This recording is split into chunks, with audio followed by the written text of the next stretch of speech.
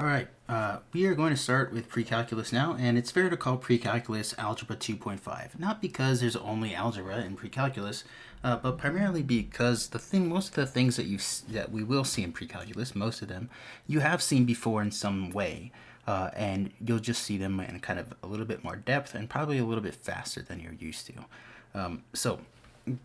When we talk about certain things, certain algebra concepts, we'll kind of throw in some pre-calculusly twist to them. So let's get started here. And chapter 1 is about equations, inequalities, and problem solving. And these are all things you should be familiar with doing. So when we're going through these problems, I'm not going to go and explain all the theory and all the properties and things. We're going to use stuff like the transitive property, the reflexive property, the addition, multiplication, addition, subtraction, multiplication, and division properties of equality. All these different things that we can do to solve equations and then inequalities later on.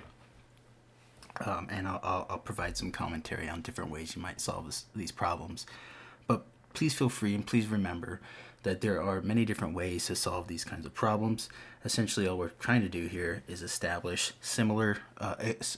equivalent equations. And we're trying to establish an equivalent equation in the form of the variable we're trying to find equals the number that variable equals. So we'll talk about that here. So when I see this problem here, there's many different things you could do. You can find the common denominator. You could subtract the fractions after finding the common denominator, or you can just get rid of the fractions right away. And the way we would do that is to multiply both sides of this equation by the overall lowest common denominator, which between 14, 7, and 2 is 14. So we're going to multiply everything in this equation by 14. And when we do that, we will have on the top, like it's 14 and it's 14 are going to become, 14 divided by 14 is 1. So 2x plus 1 minus, and then 14 divided by 7 is 2, right? So minus 2 times 3x plus 4 equals, and then 14 divided by 2 is 7 times x minus 1. So let me clean this up. Now this right here is an equivalent equation to what we started with. We just did something called the multiplication property of equality. And which is a legit thing we can do. So as long as we're doing legit steps, each little step that we write out will be an equivalent equation. The end goal we're trying to get to is x equals something, right? That would be the final form of the equivalent equation. So let's complete this we're going to distribute this negative 2 in. So 2x, sorry, I keep pushing a button with my hand there. 2x plus 1 minus 6x minus 8, right, negative, equals 7x minus 7. So if we combine like terms, we'll have 2x minus 6x is negative 4x. 1 minus 8 is negative 7. And then 7x minus 7. Okay, another equivalent equation. If we add 7 to both sides, that's the addition property of equality, something we can do. Okay, we will get this statement, negative 4x equals 7x. What do we do here? Well, we have x on both sides. We have different coefficients. The only possible thing that x could equal here is 0. So x equals 0. That's the answer to this one. Now, there's many different ways to get to this answer, okay? But that's the answer. We can always, with equations, check to make sure that our answer is correct. So that's something that's nice. Now, it's not, you don't have to do this, but I'd recommend it. If you're not sure, plug 0 back in and make sure it works. Okay, so plug 0 back in for x here. We're going to end up with, I'm going to just do this in my head, basically 1/14, because the 2x is nothing, minus 4/7 equals negative 1/2. Is this true? Well, negative 4/7 in terms of 14ths, because I need a common denominator. I'll multiply this by 2 over 2, which we can do because that's just 1, right? And that's anything that's called the identity property of multiplication, or the identity property of equality, I believe. Minus, so that'd be 8/14 equals negative 1/2. Is that right? Negative 7/14 equals negative 1/2. Yeah, that's right. So 0 is correct. Okay, so that's how you do that. Now let's get into the more interesting stuff here, which is word problems or problem solving. So this is really the application of equations, and something that you'll need to do, something that you should get in the habit of doing for any kind of word problem, is to define your variables right away. Occasionally in a word problem, the variables will already be declared for you. It'll already say, use this letter for this thing, right? Use lowercase t for time, for example. That's called declaring a variable. But for this one, we're just going to define our own variable. So we're going to say r equals the rate. This is the rate that Liba makes per hour. Liba gets paid time and a half for any hours that she works beyond 40 in a given week. 1 week she worked 48 hours and earned $624. We want to know what her hourly rate is. I'm going to try to model something that I think you should try to do, which is to organize the information given to you in a problem in a table. Okay, this takes some practice to get used to, but at the end of the day, really helps to accurately solve these kinds of problems. So what we're gonna have, we have here our normal hours and we have OT hours. Okay, and if I want to know how much of each, I'll write that in this column. I'm gonna write how much money she makes, her rate, in this column, and then I'm write the actual amount of money, how much she makes per hour in the second column, how much she actually then makes. Total. So right, if you think about how many hours times how much you make per hour, that'll be how much money you make at the end. So let's fill this table out, right? Her normal hours are 40 because she worked 48 hours. So her overtime hours are going to be 8, which we get from 48 minus 40. Her normal rate, we don't know. We're trying to find that. That's R. But what is her overtime rate? Well, it's 1.5 times R. And so how much money does she make for normal work? Well, 40 times R. How much money does she make for overtime? 8 times 1.5 R. Okay. Now, we just say, right, we'll read the problem. 1 week she worked that much and she made $624. So we have the amount of money she made is this column. So 40R plus 8 times 1.5 R is equal to 624. We've got 40R plus 12R equals 624. So 52R is equal to 624. Divide both sides by 52. These are all legit steps. It should make sense to you. We get that her rate is 12. So in other words, Liba makes $12 an hour. Okay. And so all we did was write out the information given to us in a table, and it really helps to visualize what's happening. Let's look at another example here. Alberto is 12 years older than Noah. 10 years ago, Alberto was 3 times older than Noah. How old are Noah and Alberto now? Okay, before we go through and solve this, I wanted to make you aware of something, and it's this YouTube video that is absolutely incredible. I'm not gonna show the whole thing here and I'm also not gonna play audio because there's bad words in it. But you should totally watch this. And it's this guy says, when I was 6, my sister was half my age. Now that I'm 70, how old is my sister? Right? And so the answer to this is she's 67. Okay? But this guy cannot figure it out, and it's hilarious. And these types of problems are notoriously tricky. Even though they seem to be really simple, this one he was given was a particularly simple version of this problem, where this one's much more difficult. But they're hard to do in our head. We kind of have a problem when it comes to time. So how do you do this? Well, let's make a table. So first of all, N is Noah's age. Okay, we're not going to need a variable for Alberto's age because we're going to relate it to Noah's age. Okay, so let's create a table. Okay, we have Noah. We have Alberto.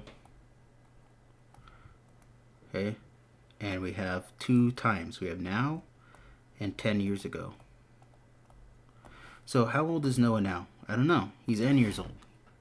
Okay, how old is Alberto now? He's 12 years older than Noah. Okay, 10 years ago, how old was Noah? Whatever he is now minus 10.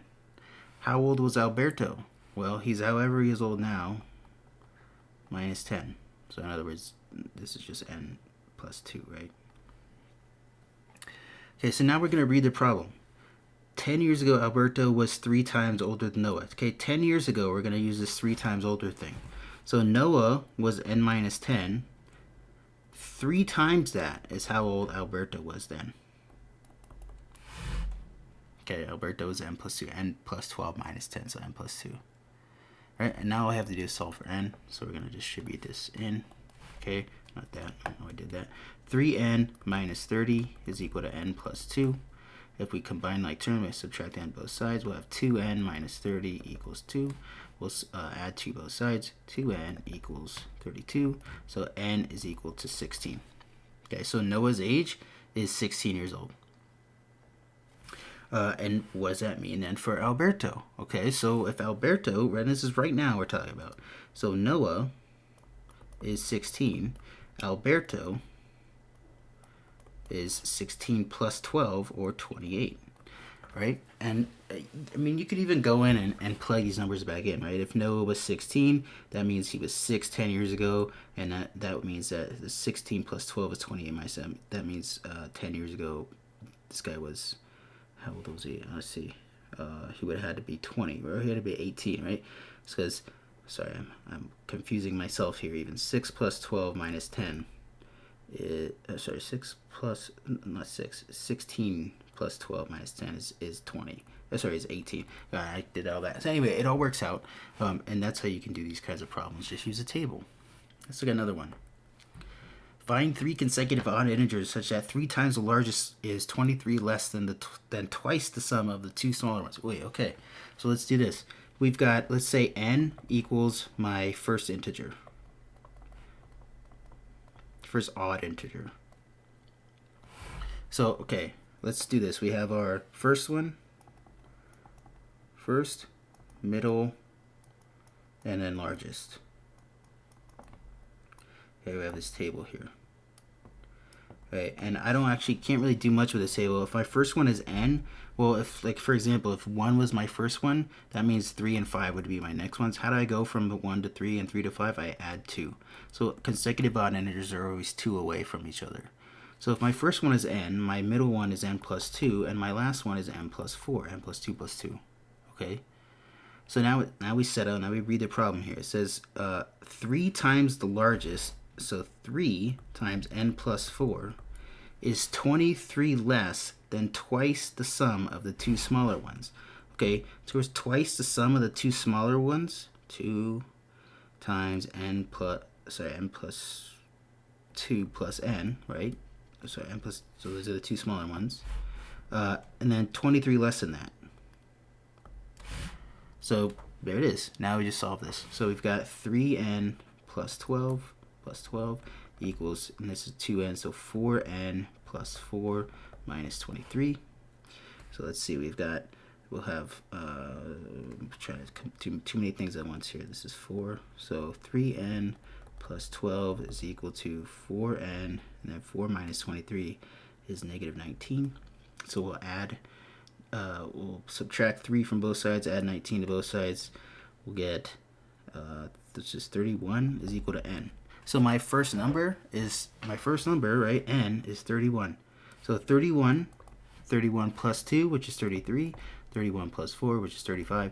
Those are my 3 consecutive odd integers. Here's another one. A certain amount of money is invested at 3% per year, interest per year, and $1,500 more than that is invested at 5% per year. The annual interest from the 5% investment exceeds the annual interest from the 3% invested. Say x is equal to amount at 3%. Okay, we're just going to use x for this. So we're going to put our 3% and our 5%. Let's do the table here. Okay, we're going to put our we're going to do our amount we put in. We're going to put in our rate, our interest rate, and then interest earned. Okay, so if our amount we put in at 3% is x, then our amount we put in at 5% is x plus x plus 1,500, or 1,500 plus x, whatever. Okay, then our rate at 3% is 0.03. Our rate at 5% is 0.05. How much interest do we earn on the 3%? Well, 0.03x. So 3% of x. We earn 5% of x plus 1,500 for our 5%. Now we read the problem, and it says the annual interest from the 5% investment exceeds the annual interest from the 3% by $125. So 0.3x plus 125, that's the exceeds, will equal our 0.05 times our x plus 1,500. All right, so now here we can employ a strategy that's useful, but let's just work on this and see what happens. So we got to distribute this. So 0.05x, and then what is 0.05 times 1500. If you're like me, this is like difficult to calculate in your head. This is actually going to end up being $75. Okay, so it's going to be plus 75. So we've got 0.03x plus 125. Gosh, now I have this decimals. Okay, we'll just deal with this. Subtract 75 both sides. Okay, we have 50, and then subtract 0.002x, right? Divide both sides by 0.02. Ew, okay. So that's going to be, I don't even know what that is. Is it $250? 250 is equal to, is that 250? Yeah, or no, it's 2,500, right? See, this is confusing. This is always very confusing to me. 2,500 is equal to x. So you put $2,500 in to the 3%, and then you put 1,500 more than that into the 5%. So 2,500 at 3% and 4,000 at the 5%. Like, that's how much money you originally put in. Now this is part of what makes this problem suck, is that these 0.05s and this 0.03, something you can do to combat this is, like, at this step right here, you can multiply everything by 100, and then you don't have decimals anymore. You could also do that at your first step, and you don't have to deal with that anymore. So those are how do you do these application type problems. But the one last thing we want to cover here, actually two more things, is how do you deal with some more complicated type problems where you have your variable in denominators. Well, the way you do that is simply by doing what you're supposed to do for fractions, which is, in order to add or subtract fractions, you have to have common denominators.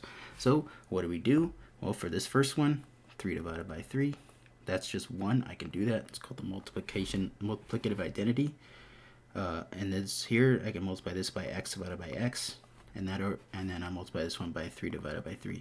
The lowest common denominator here being 3x. Okay, if we do this, we will have 15 divided by 3x plus x divided by 3x equals, what did I write there? My handwriting's so bad. 24 divided by 3x. So what we end up with then is 15 plus x divided by 3x equals 24 divided by 3x. Well, if something over 3x equals something else over 3x, that means those two somethings have to equal. So we can basically ignore the denominator for right now. If we plug this in, subtract 15 both sides, subtraction identity, the subtraction property of equality, x equals 9. Okay, so x equals 9. Now the thing is, though, we'd have to check to make sure that 9 does not make the denominator be 0. If the denominator in a fraction is 0, then it's undefined. Our whole problem doesn't make sense. So since 9, 5 over 9, and 8 over 9, those are both numbers, those are fine. We have this right. Of course, we could plug the 9 back in and check to make sure it works, but in this case it does. Okay, the next one, how do we do this? So, well, what's the common denominator between two things we don't know? We can multiply them together. That'll always be a common denominator. It might not be the lowest common denominator, but it'll still work. Or we can do crisscross applesauce, right? We can multiply these two things, multiply these two things, and set them equal to each other. It's just cross multiplication. So 3x minus 2 times 1 is equal to 5 times x minus 4.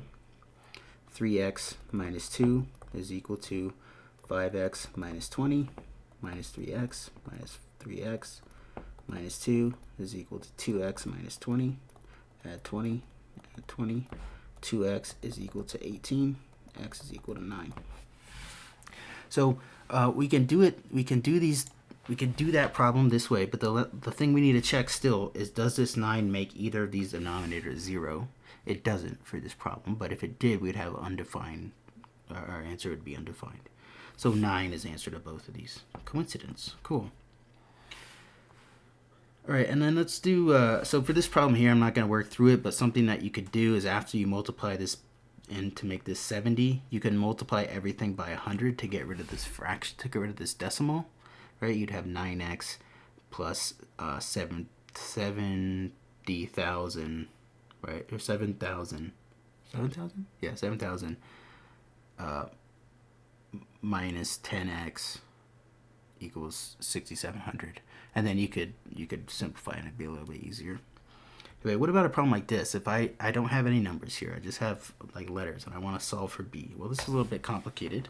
So we need to do what it says, add fractions. So I would say f is equal to 1 divided by, common denominator here would be a times b. So we have a plus b over ab. If we flip this, we have f is equal to ab divided by a plus b. Right, we need to solve for b here. We have b all over the place. So let's get b by itself. We're going to multiply both sides by a plus b. There's a multiplication property of equality. So we'll have f times a plus b is equal to a plus b. These can cancel out, right? They come 1. Right, so now we have fa plus fb after you distribute the f. Now I have this has b and this has b, so let's get those by themselves on one side. So we've got, sorry, I screwed something up there. It's not a plus b, it's a times b. ab, ab. So we need the ab by itself. So let's say, let's do this. fa is equal to ab minus fb. I want the b by itself, so let's take the b out of there. Factor the b out. And now we divide both sides by this a minus f. And we'll have fa divided by a minus f is equal to b. So there we go, solve for b. Hopefully all those steps there make sense. This is kind of something you're expected to know going into pre-calc. Another example then, if we want to solve this for h, this one and this one have h in it, so let's factor that out. We'll have a is equal to 2lw plus h times 2l plus 2w. We want to solve for this h, right? So a, we're going to subtract, the first thing we'll do is subtract this 2lw off both sides. We'll have a minus 2lw equals h times 2l plus 2w. So now we wanted h, right? So we divide both sides by this 2l plus 2w, 2l plus 2w, and we will end up with h is equal to a minus 2 times l times w divided by 2l plus 2w. Okay, so being able to manipulate a equation that has a bunch of letters in it to solve for one of those letters is also a really important thing for you to be able to do. Right, that's the end of sections 1.1 and 1.2 from our book. The next video we will talk about problem solving, some more difficult style problems, and get into some quadratics.